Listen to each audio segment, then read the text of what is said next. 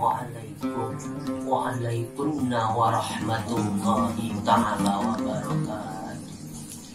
Bismillahirrahmanirrahim.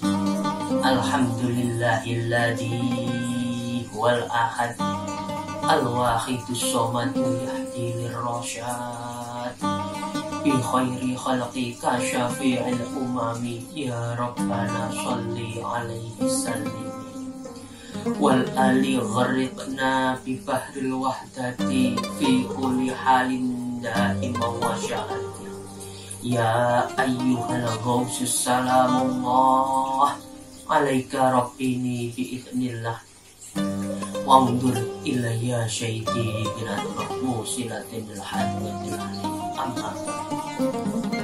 Yang kami muliakan segenap Ketua Umum Dewan Pimpinan Pusat Penyiaran Sholawat Wahidiyah, yang kami muliakan Ketua Dewan Pimpinan Pusat Penyiaran Sholawat Wahidiyah, dan para dewan-dewan yang ada di jajaran. Jadi di sini kami akan menjelaskan tentang fungsi manusia hidup di dunia. Sebelum kita membahas tentang fungsi manusia hidup di dunia, mari kita perhatikan dawuh Allah yang ada di dalam Quran surat Al-Baqarah yang insya Allah berbunyi, wa idh qala rabbuka lil malaikati inni ja'ilun fil ardi khalifah. Ingatlah ketika Tuhanmu berfirman kepada para malaikat, sesungguhnya aku hendak menciptakan khalifah di muka bumi. Yang dimaksud khalifah siapa? Yang dimaksud khalifah di sini yakni Nabi Adam alaihi salam, yang menurunkan seluruh umat manusia, yang menjadi wakil Allah di permukaan jagat raya. Allah telah melimpahkan mandat kepada Nabi Adam untuk mengatur alam ini, untuk menyebarkan agama yang telah dibawa oleh Nabi Adam, yang telah diamanatkan Allah untuk menjadi anak-anaknya kelak atau keturunan-keturunan Nabi Adam. Untuk apa? Untuk supaya selamat di dunia, lebih selamat di akhirat. Sebenarnya kenapa Nabi Adam kok diturunkan di muka bumi ini? Tak lain dan tak bukan untuk menurunkan kekasih Allah, yakni beliau junjungan kita, beliau Rasulullah Sallallahu Alaihi Wasallam. Di dalam menjalankan fungsinya sebagai khalifah di muka bumi, manusia tidak bebas begitu saja tanpa arah, melainkan harus melalui haluan atau garis besar atau tujuan pokok, yaitu seperti yang diterangkan di dalam Quran surat Az-Zariyat ayat 51 yang insya Allah berbunyi, Bismillahirrahmanirrahim, wa ma khalaqatul jinna wal insa illa liya'budun. Dan tidaklah aku menciptakan jin dan manusia melainkan hanya untuk liya'budun, beribadah kepada Allah.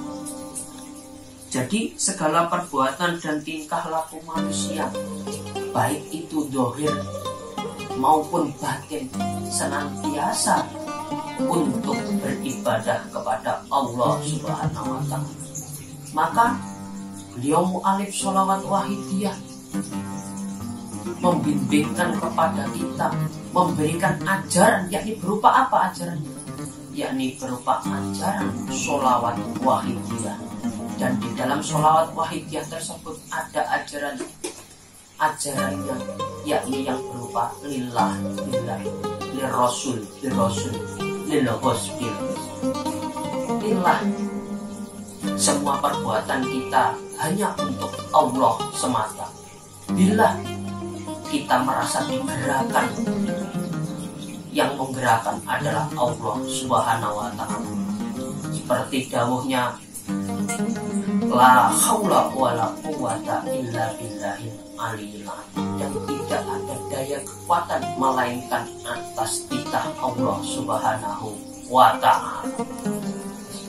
Yang kedua yakni ajaran wahidiyah yang berupa lirasul birasul. Apa itu lirasul birasul? Lirasul mengikuti tuntunan bimbingan Rasulullah Shallallahu Alaihi Wasallam, seperti dijelaskan di dalam Quran surat Al-Anfal ayat 8 yang insya Allah berbunyi, wa ati'ullaha wa ati'ur rasul in kuntum mu'minin.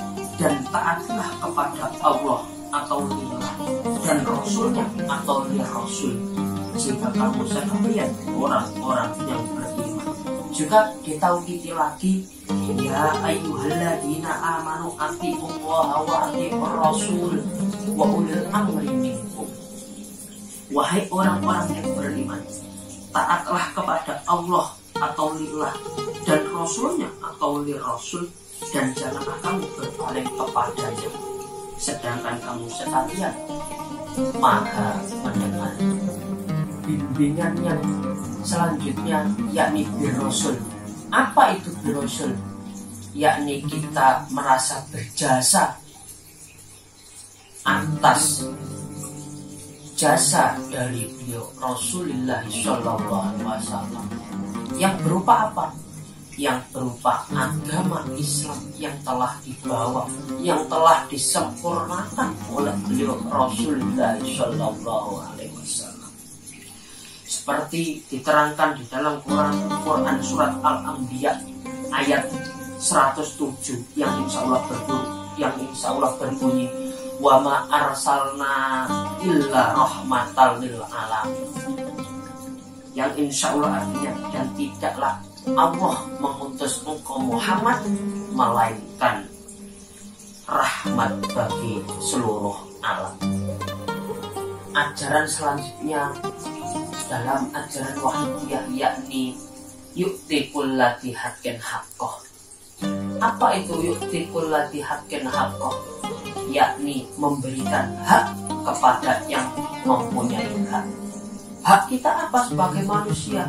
Hak kita sebagai manusia yakni beribadah kepada Allah Subhanahu wa ta'ala. Jadi kita beribadah ini mempunyai hak. Hak kita apa? Yakni sebagai contoh, kita sebagai seorang ayah, haknya kepada istri yakni menafkahi. Hak istri apa? Yakni menghormati suaminya. Hak anak apa? Yakni menghormati, belajar dengan giat.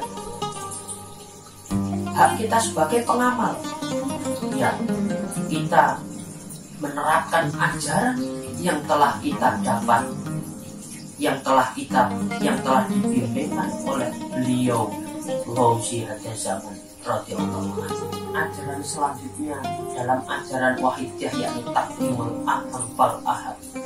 Apa itu taqdimul aham fal ahad?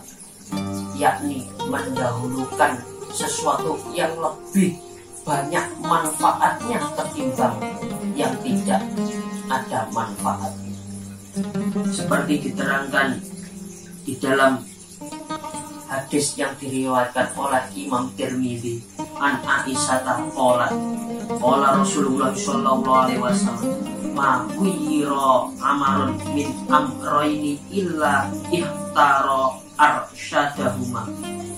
Yang insya Allah artinya dari Aisyah, ia berkata, Rasulullah sallallahu alaihi wasallam bersabda, tidaklah Ammar diberi pilihan antara dua perkara melainkan ia memilih sesuatu yang lebih benar. Atau apa? Mendekati kepada yang hak. Rawahu Tirmidzi. Juga Rasulullah bersabda, khairun nasi anfa'uhum, yakni sebaik-baik manusia itu ialah manusia yang memberi nilai manfaat kepada manusia lain, kepada orang lain.